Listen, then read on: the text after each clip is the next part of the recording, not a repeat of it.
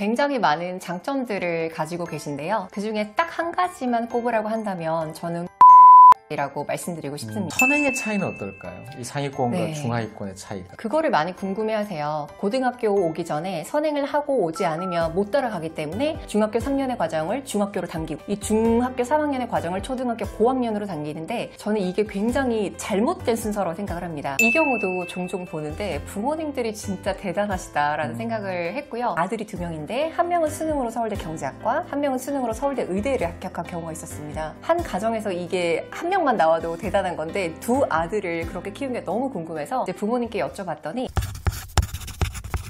안녕하세요. 반갑습니다. 교집합 스튜디오의 권태영 소장입니다. 오늘 정말 궁금해하실 내용 주제로 이야기를 나눠볼 텐데요. 초3부터 스카이는 시작됩니다. 저자이신 하지원 선생님을 모셨습니다. 안녕하세요. 안녕하세요. 네, 오늘 초3이라는 키워드가 있고요. 네. 그리고 외고 교사 출신이시죠. 네, 맞습니다. 네, 그래서 특목고에 대한 이야기도 같이 준비가 돼 있어서 끝까지 시청을 해주시면 큰 도움이 되실 것 같은데요. 이 질문부터 한번 드려보겠습니다. 11년차 특목고 교사셨잖아요. 네. 1000건 넘게 스카이, 서울대, 고려대, 연세대학교를 보내신 선생님이신데 이거부터 궁금해요. 대입에 성공한 특목고 최상위권 아이들의 부모님들의 네.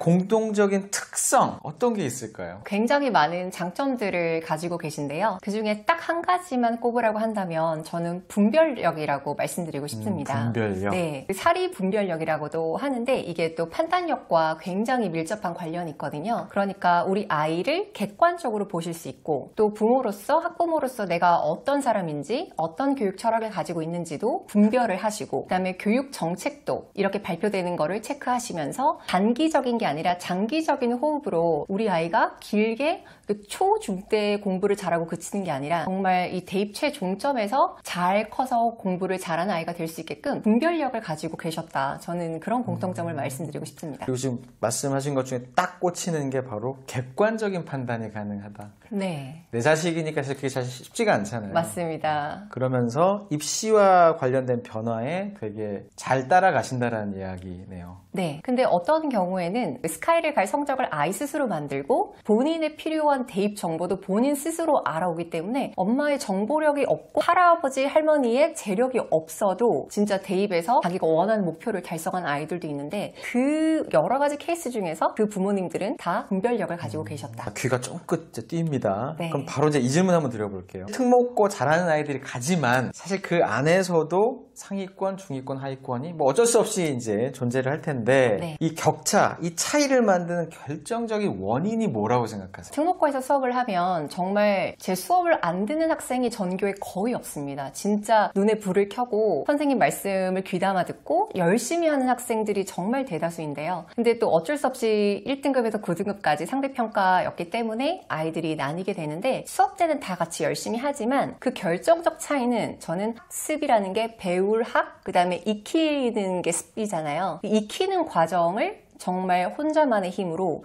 자기 주도적으로 한 아이가 시험 때 이것을 자신의 것을 인출해낸 능력이 독보적이다 라고 생각을 합니다. 그래서 배우는 건 같이 열심히 배우지만 얼마나 본인의 힘으로 자기 주도적으로 이 습의 과정을 충실히 했느냐. 왜냐하면 모든 시험은 시험 때 1타 강사 선생님도 안 계시고요. 모르는 걸 설명해주는 인강도 없고요. 시험지와 펜과 본인밖에 없기 때문에 그 환경에서 본인의 힘으로 알고 있는 것을 정리해내서 인출하는 능력이 필요한데 이거는 철저하게 자기 주도적으로 습의 과정을 익힌 아이들이 잘 해낸다. 그럼 좀 더 구체적으로 그런 아이들은 어떻게 공부를 하나요? 일단 매일매일 자기 주도 학습. 학교에서 이제 야자를 하는 학교도 있고 안 하는 학교도 있지만 학교에서 하지 않는다면 스터디 카페든 자신이 공부하는 환경에 가서 매일매일 루틴을 정말 철저하게 지킵니다. 제가 책에도 써놨지만 어떤 학생들은 내신 기간에 바짝 공부하고 안 하고 이 공부 시간이 들쑥날쑥한 경우들이 있는데요. 최상위권은 사실 내신 시험 기간에도 공부력에 큰 차이가 없습니다. 왜냐하면 평소에도 자기가 최대치로 할 수 있는 만큼의 항상 이 자기주도 학습을 하고 있기 때문에 늘 일관되게 진짜 많은 양의 공부를 하고 있다라는 거, 그거를 매일매일 지켜낸다. 내신 시험이 끝나는 한 3일에서 5일 정도 푹 쉬는 기간 빼고는 늘 공부가 한결같이 절대적으로 많다라는 특징이 있습니다. 선행의 차이는 어떨까요? 이 상위권과 네. 중하위권의 차이가. 그거를 많이 궁금해하세요. 고등학교 오기 전에 선행을 하고 오지 않으면 못 따라가기 때문에 중학교 3년의 과정을 중학교로 당기고, 이 중학교 3학년의 과정을 초등학교 고학년으로 당기는데, 저는 이게 굉장히 잘못된 순서라고 생각을 합니다. 왜냐하면 제가 실제 고등학교에서 아이들을 정말 이 호흡하면서 지도해본 결과 선행을 하고 온 친구들도 물론 있죠. 그런데 이 선행이 고등학교 때 상위권, 최상위권으로 가는 결정적인 건 아니라고 생각해요. 그러면 그 학생들은 어떤 특징이 있느냐? 선행을 집요하게 합니다. 선행을 끈질기 있게 책임감 있게 끝까지 해내는 아이들이 정말 눈으로 드러나지 않는 것처럼 보이지만 이 공부량이 어느 정도 쌓이고 나면 두각을 드러내기 시작하고, 그렇게 쌓은 내공은 절대 무너지지 않는다. 그래서 선행에 대한 부담보다는 아이가 이 현행을 정말 완벽하게 해낼 수 있는 책임감이랑 끈기, 이게 저는 더 중요하다고 그런 생각합니다. 학습 태도를 만들고 올라가는 게 네. 현실적으로 되게 중요하다. 학원은 도대체 특목고를 가면 학원은 어떻게 해야 되는지 궁금해하시는 학부모님들 많이 계시거든요. 네, 학원의 유형도 굉장히 많은데요. 특목 자사고 주변에는 요즘 일반고도 그렇지만 그 학교 전담 학원들이 상당히 많습니다. 그래서 내신 기간이 되면 땡땡 학교 전담반 해서 그 학교 기출문제 분석부터 예상문제까지 다 내주는데요. 많이 다니는 학원 같은 경우에는 정말 그 학교 학생 제적 인원이 한 학년에 250명인데 진짜 수십 명이 어떤 학원을 다니기도 해요. 그런데 아이들이 시험을 치고 났을 때 학원에서 내준 예상문제가 하나도 안 나왔어요 라고 말하는 친구도 있고, 나왔어요 라고 말하는 친구도 있고요. 그런데 최상위 애들은 그 학원을 또 안 다니고 있어요.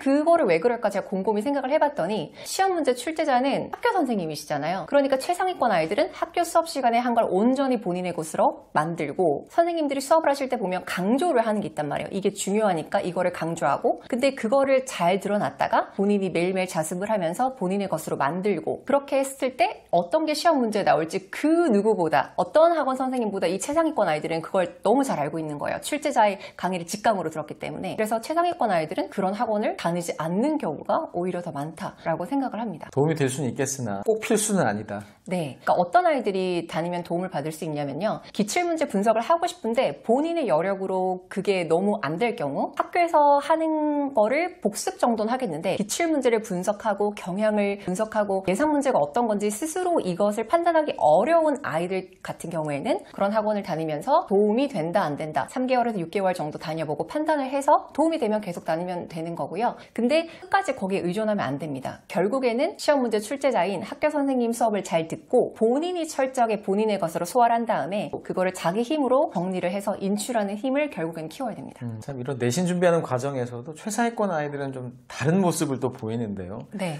혹시 다른 또 특성은 좀 없을까요? 최상위권 아이들의? 저는 굉장히 책임감이 강하다고 생각을 해요. 담임으로 이제 일을 하다 보면 아이들에게 부탁을 해야 될 경우가 있거든요. 뭐 무거운 물건을 옮긴다든지, 뭐 대청소를 할 때 또 특히 유난히 힘든 게 있다든지, 그럴 때 담임 선생님도 이거를 이야기했을 때 선뜻 선생님 알겠습니다 이렇게 해주는 아이들에게 부탁을 하게 되잖아요. 그러니까 공부 잘하는 친구들이 물론 다 성품이 훌륭하다라는 건 아니지만 대체적으로 제가 느낀 아이들은 굉장히 책임감이 강하고 성품적으로도 많이 공부가 인격 수양과 좀 닮아있는 부분들이 있잖아요. 그래서 그런 좋은 자질들을 갖고 있는 특성들도 저는 많이 발견했습니다. 과제 집착력이라든지 끝까지 뭔가를 해내는 성향이 있어야 사실 최상위권이 될 수가 있겠죠. 맞습니다. 이건 뭐 학원 보낸다고 생기는 것도 아니다 보니까. 맞아요. 이 영상을 보시는 우리 학부모님들, 우리 아이가 특목고 혹은 스카이 나중에 그때 이제 이런 목표들도 생각을 하시는 분들이 많으실 텐데, 자, 이 책을 제가 보면서 궁금했던 게 왜 초3일까가 되게 궁금했어요. 왜 스카이가 네. 초3 때부터 시작된다라고 말씀을 주셨는지 궁금합니다. 제가 이제 고3들을 지도하면서 아이들을 가까이서 관찰을 해보니까 저는 고3의 과정을 철인 3종 경기를 해내는 정도로 어렵다라고 생각을 했거든요. 왜냐하면 내신 시험, 그 다음에 수행평가와 학생부 관리, 수능 최저를 맞추기 위한 준비, 또 나중에는 서울대, 고려대, 연세대 같은 경우에는 재시문 기반 면접까지도 있는 전형들이 있기 때문에 이거를 정말 철저하게 다 해내려면은 이걸 3년 열심히 했다라고 되는 게 아니구나. 정말 이 10년이라는 과정을 올바른 방향으로 기본기를 진짜 탄탄하게 다져왔구나라는 생각을 많이 했고요. 이 책을 보고 그럼 초3부터 선행학습을 하란 얘기인가? 초3부터 사교육을 받아야 한다는 얘기인가? 이렇게 오해를 하시지 마시고 저는 그 정반대의 메시지를 전하고 있습니다. 10년 전부터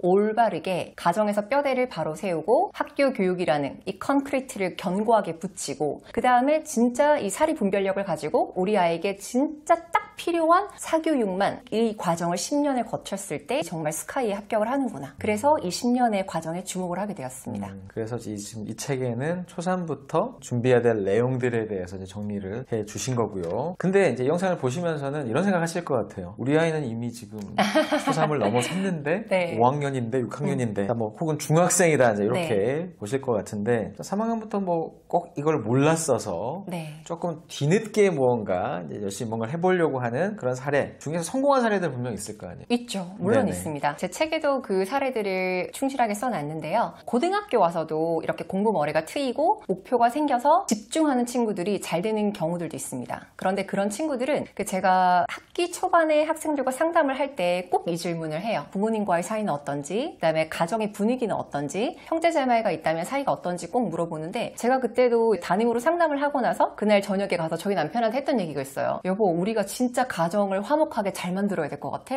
상담을 했는데 정말 거의 다 사이가 좋아. 그런 공통점을 발견했고 그렇게 정서적으로 안정이 되어 있고 또 저는 와닿았던 게 저희 집 되게 민주적이에요 라고 말하는 친구도 있는 거예요. 그래서 그걸 들으면서 부모님이 이 아이를 진짜 존중해주고 아이를 이렇게 민주적으로 많이 잘 대해주셨구나. 그렇게 정서가 잘 형성된 아이들은 고등학교 때 공부를 시작해도 집중할 수 있고요. 그 다음에 초5, 6 당연히 되죠. 중학생도 당연히 됩니다. 근데 다만 우리 아이가 중학생인데 사춘기를 너무 심하게 겪고 있다. 그랬을 때는 이 부모님이 학업에 개입이 들어가면 오히려 사이가 틀어질 수 있기 때문에 지금 중학생 자녀인데 극심한 사춘기를 겪고 있어서 공부에 어려움이 있다? 부모님의 개입보다는 저는 주변에 훌륭한 멘토나 훌륭한 선생님이나 또는 멋있는 선배나 그런 분들의 도움을 받는 거를 권장드리고요. 늦은 건 절대 없습니다. 고등학교 가서도 즉 그때 고등학교 가서 힘을 내려면 그 전에 공부 정서와 아주 편안하고 화목한 가정의 신뢰관계 이런 것들은 미리 만들어 놓으시면 가능합니다. 성공한 사례 중에서 워낙 많은 케이스들을 이제 성공 사례들을 또 보셨으니까 네. 엄마들이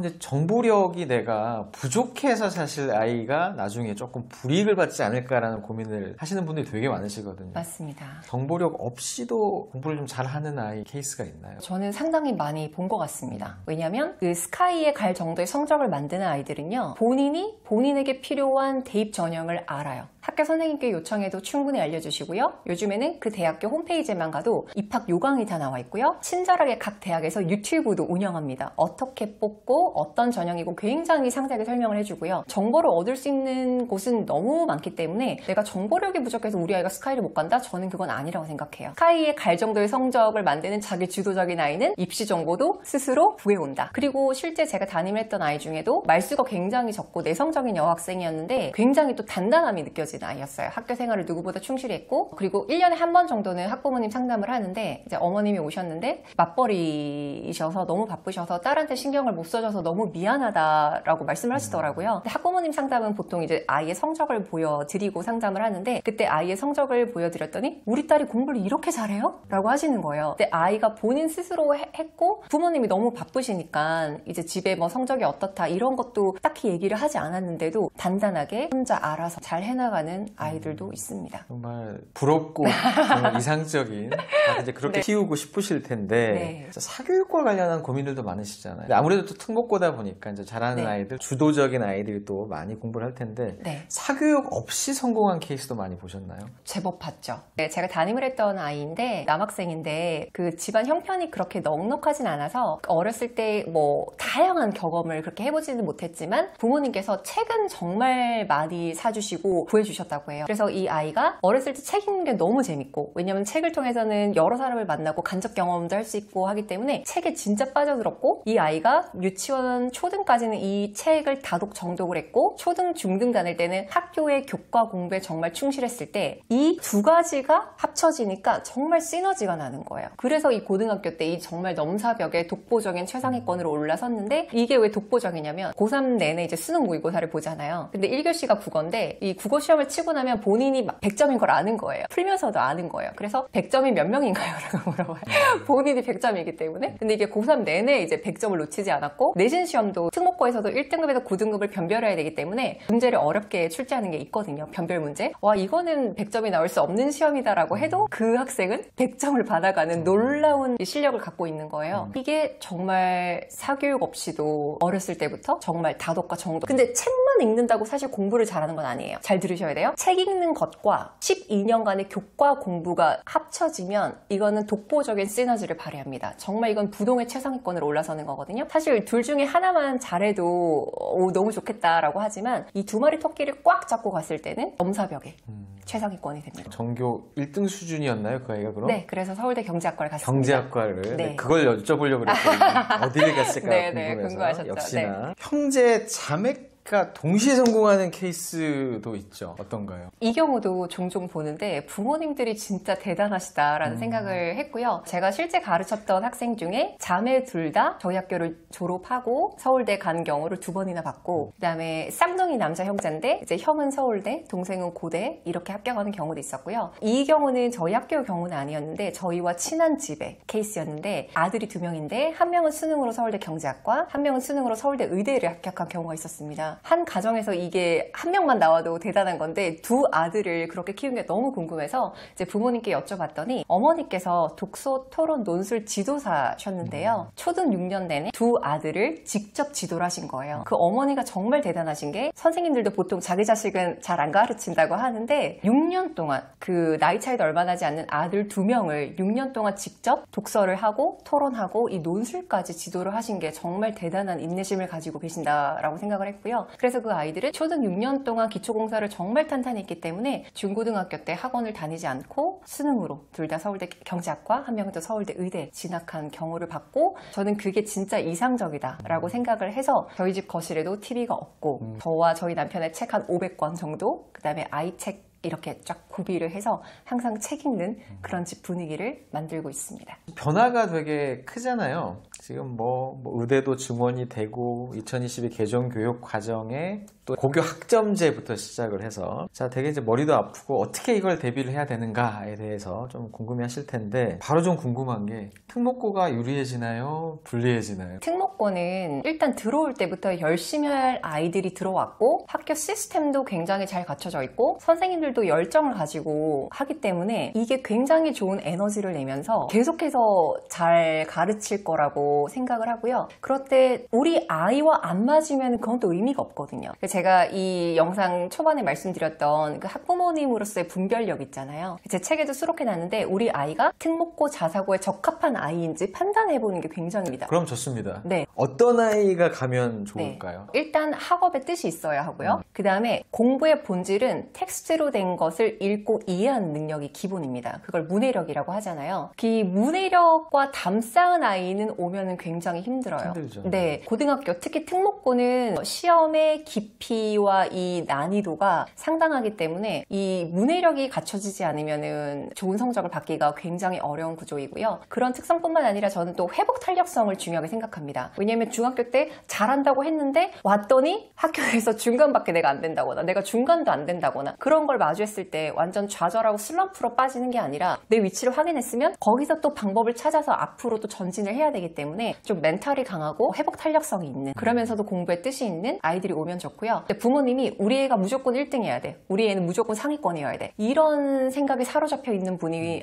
특목고에 아이를 진학시킨다면 부모님이 굉장히 스트레스 받으시고 그 스트레스도 아이에게 전가될 수 있기 때문에 부모님은 늘 분별력을 가지시는 게 제일 중요하다고 생각합니다. 자, 이제 이번에 대입 개편안이나 이런 데 보면 지금 이제 내신 등급 자체의 비율이 좀 많이 달라지잖아요. 네. 그것 때문에 특목자사고가 더 이제 유리해진다라는, 그건 어떻게 보세요? 그것도 일리가 있는 게, 지금까지는 고등학교는 1에서 9등급, 상위 4%가 1등급, 그 다음에 7%, 누적 11%가 2등급이었는데 내년부터 고교 학점제가 전면 시행되면서 고교 내신이 1등급에서 5등급 체제로 바뀌거든요. A, B, C, D, E 절대평가와 그 다음에 성적 부풀리는 걸 방지하기 위해서 1등급에서 5등급의 상대평가가 병기되는 구조인데요. 그래서 1등급이 10%로 늘어나게 됩니다. 그러면 4%이던 게 10%로 늘어나면 특목 자사고 가기 가장 걱정되는 이유가 내신 따기 너무 어렵다라는 부분인데 4% 10% 안에 들기는 어려워도 10% 안에는 들어볼 만하지 않아? 이런 생각이 들기 때문에 특목 자사고에 대한 관심이 조금 더 생길 거라고 생각을 하고요. 지금까지 우리가 명문 고등학교라고 말하는 스카이와 의대 진학을 많이 시키는 고등학교는 그만큼의 또 시스템을 갖추고 있기 때문에 이렇게 내신 등급 체계가 바뀌더라도 장점을 살려서 잘